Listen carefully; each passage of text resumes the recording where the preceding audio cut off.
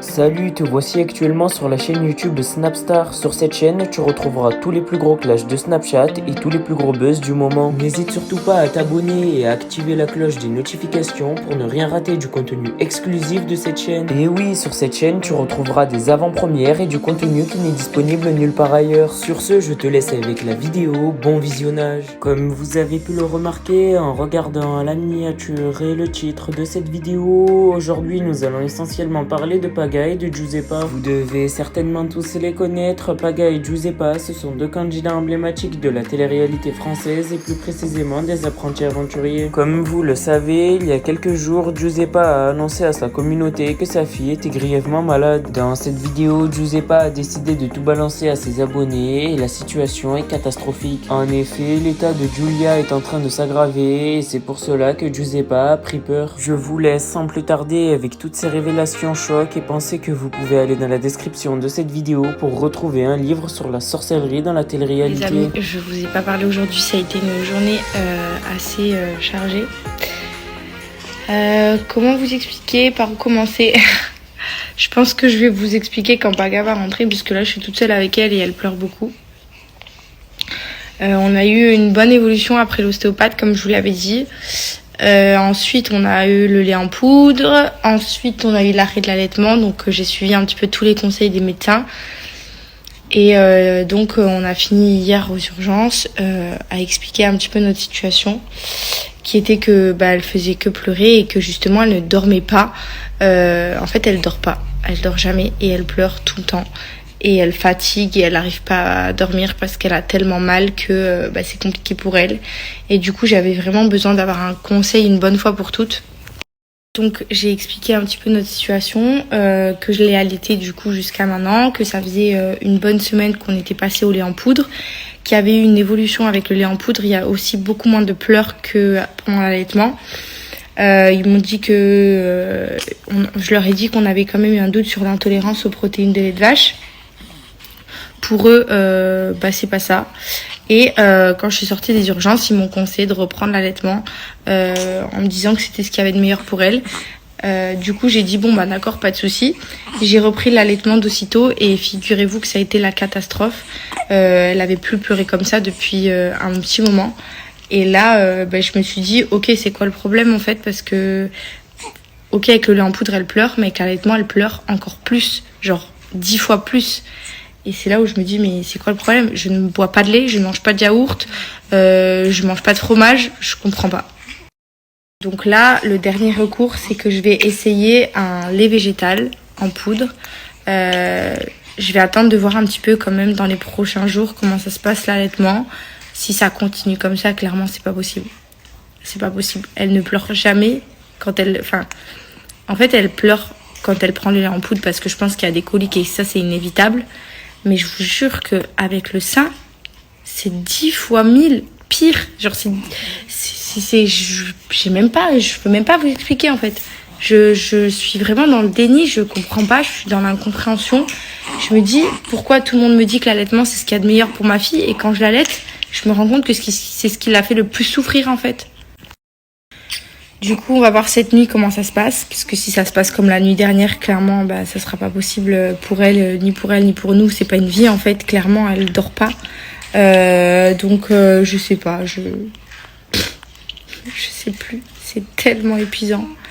C'est dur de rester comme ça, en fait, et de dire qu'il y a peut-être aucune solution et que toutes les solutions qu'on me donne, c'est pas les bonnes.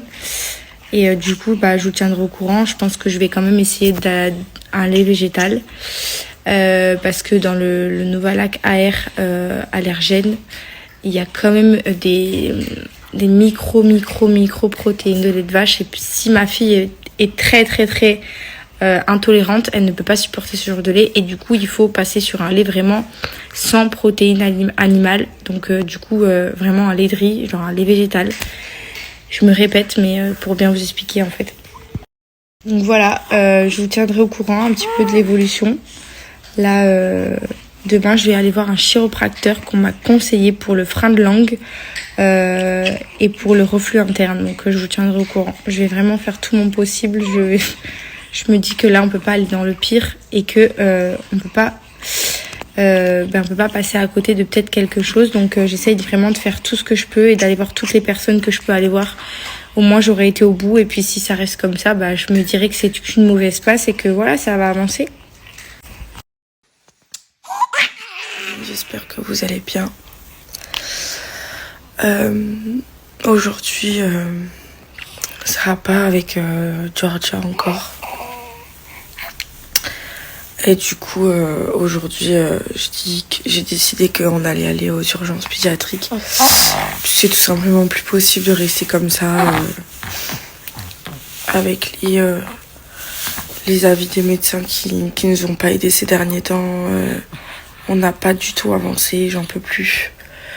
Elle aussi, elle en peut plus, voilà, clairement, elle souffre. Donc, on a eu une évolution pendant quelques jours. Finalement, on se rend compte qu'il y a quelque chose qui cloche, quelque chose qui va pas. Je vous raconterai un petit peu comment ça se passe. Mais en tout cas, là, j'en ai besoin. J'ai vraiment besoin d'avoir un vrai soutien médical.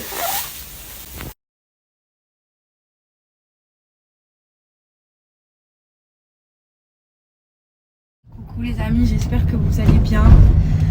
Moi, ce matin, cette nuit a été courte.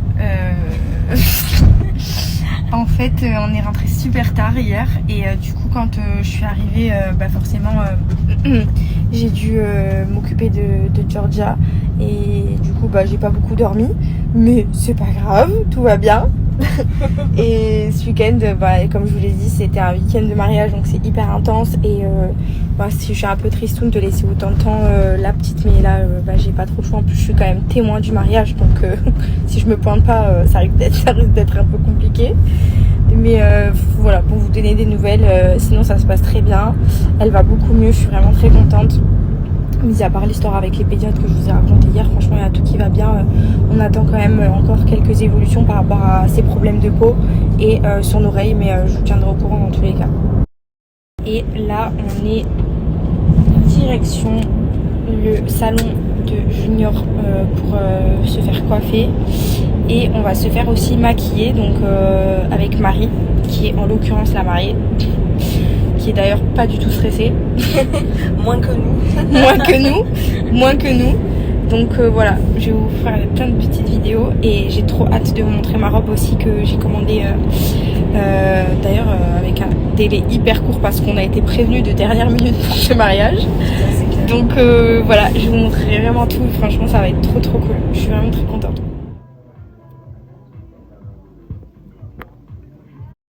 La famille, bonjour, j'espère que vous allez bien. Je suis complètement un vrai fou. Josépa, elle m'a enlevé le réveil, elle voulait me laisser dormir parce que j'étais fatigué.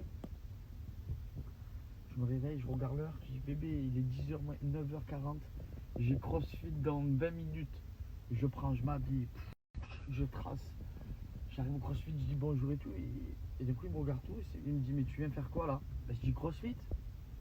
Ah non, mais le crossfit, le week-end c'est à 10h, et en semaine c'est à 12h30. Donc vous avez bien compris que je me suis excité, réveillé, préparé à une rapidité extrême. Je suis parti pour au final me dire que c'est à 12h30. Je suis dégoûté. Donc du coup je sais pas ce que je vais faire. Voilà, je tourne. J'avais mon programme, il était déjà tout fait dans ma tête. Et d'accord, j'ai un vrai problème de micro là. Il va falloir que je change de téléphone. Oh non, non. Le son il sort de où? D'en haut ou d'en bas du téléphone? C'est la merde ça. Ah, ça y est. Ça marche là? Ah, ça y est. Bon bref, crossfit à 12h30. Et en attendant, je vais ranger un petit peu mon jardin. Je vais faire 2-3 conneries. Je m'enguille ce soir à 18h, le morceau il sort. Avec Jimmy Sachs. Je suis trop content, c'est une bombe le morceau. Franchement on a fait du gros travail, ça fait 1 an on est dessus. Voilà, c'est vraiment un son d'été pour voyager, qu'on est à la mer, qu'il fait beau, qu'on est en vacances et tout, c'est de la bombe. Sinon, qu'est-ce que je voulais vous dire d'autre? Le clip il sort mercredi. Donc déjà ce soir à 18h sur toutes les plateformes, le son il sera disponible. Bisous la fafa. Merci à toi d'avoir visionné cette vidéo et n'hésite surtout pas à nous donner ton avis dans l'espace commentaire. Sur ce, on se retrouve dans une prochaine vidéo dans laquelle il y aura de nouveaux buzz.